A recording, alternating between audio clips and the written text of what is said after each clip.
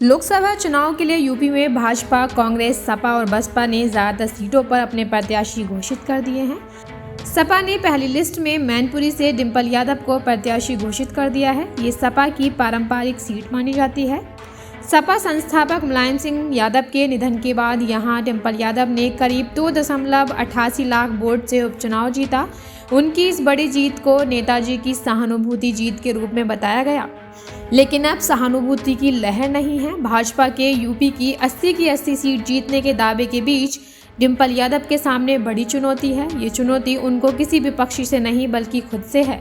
नेताजी के निधन के बाद सहानुभूति जीत का ठप्पा हटाने, मैनपुरी की जनता से जुड़ने और इस सीट पर फिर से जीत दर्ज कराने के लिए वह लगातार कैंपेनिंग कर रही है। इस कैंपेनिंग को एकला चलो पॉलिटिक्स कहा जा रहा है।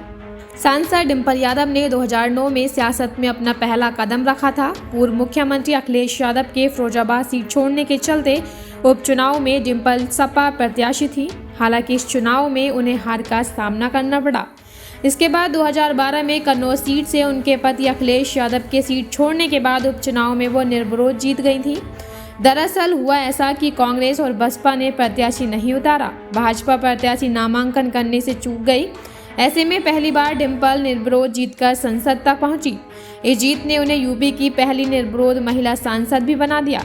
इसके बाद डिंपल यादव ने 2014 में मोदी लहर के बीच कन्नौज से चुनाव लड़ा और सांसद चुनी गई। फिर 2019 में कन्नौज लोकसभा सीट से चुनाव मैदान में उतरी थी, लेकिन हार गई। नेताजी के निधन के बाद उन्होंने मैनपुरी से 2022 में लोकसभा उपचुनाव लड़ा और बड़ी जीत हासिल की।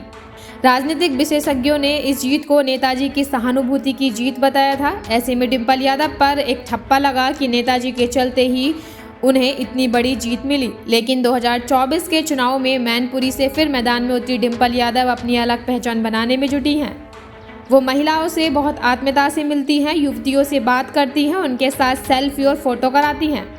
2024 चुनाव की तैयारियों में जुटी डिंपल के जनसंपर्क में एक बड़ी बात सामने देखने को मिली है।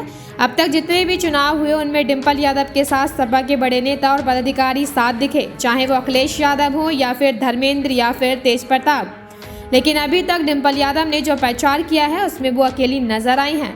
वो किसी के सहारा लेकर नहीं बल्कि अपने दम पर चुनाव जीतकर एक संदेश देने का प्रयास कर रही हैं। उनके साथ प्रचार में बस उनकी बेटी अदिति साथ चल रही है। अदिति को उनकी कई सभाओं में साथ देखा गया है। जानकार मानते हैं कि मां के साथ बेटी ने राजनीतिक सफर की शुरुआत कर दी है।